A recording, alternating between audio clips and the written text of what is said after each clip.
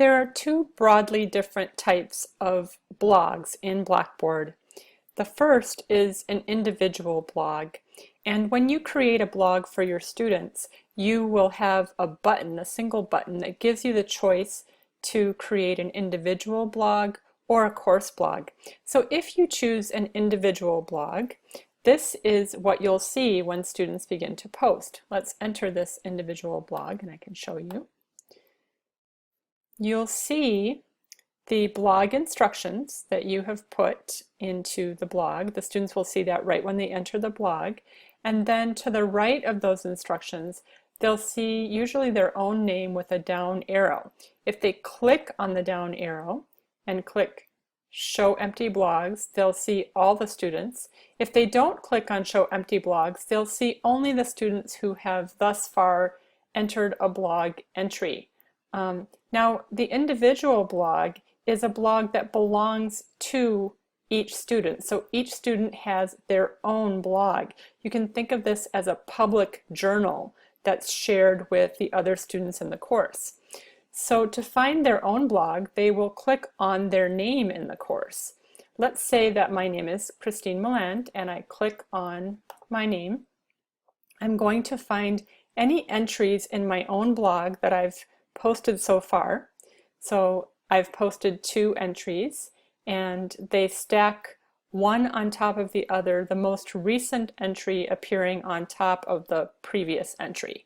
So you can imagine that an individual blog is a good tool for allowing students to add different ideas in a reflection kind of activity over time, or they can add different answers to a big picture question or different perspectives analyzing a case scenario over time in a course. Anything that happens over a set period of time and involves multiple entries into their blog will fit well with an individual blog activity. Let's go back to the blogs and look at how a course blog appears. A course blog, let's enter the course blog. A course blog is a little bit different.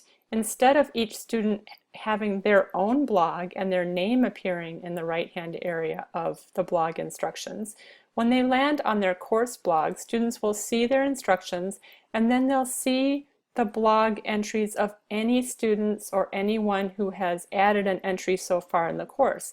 And all of those entries of each person will stack one on top of the other sequentially. So if I scroll down, I'll be able to find all of the blog entries created by anyone thus far. So you see that Christine's entry has stacked on top of my entry, and if a next student were to add an entry, that would stack up on top of Christine's entry. So you can imagine a course blog, because it doesn't belong to each individual student, it belongs to the whole course, is a great place for students to do more collaborative kinds of activities such as brainstorming. I have a lot of other ideas for these different kinds of blogs for different kinds of assignments in a separate video, and you can let me know if you're interested in seeing that. But I wanted you to be able to understand the different ways that blog entries appear on the screen in these 2 different types of blogs so that you can imagine your way into which kind of blog would work best for the learning goals you have for your students in a particular assignment. One important thing to know about the course blog, there's a common way that students can get confused. Notice that above the 2 different entries here is the month, November.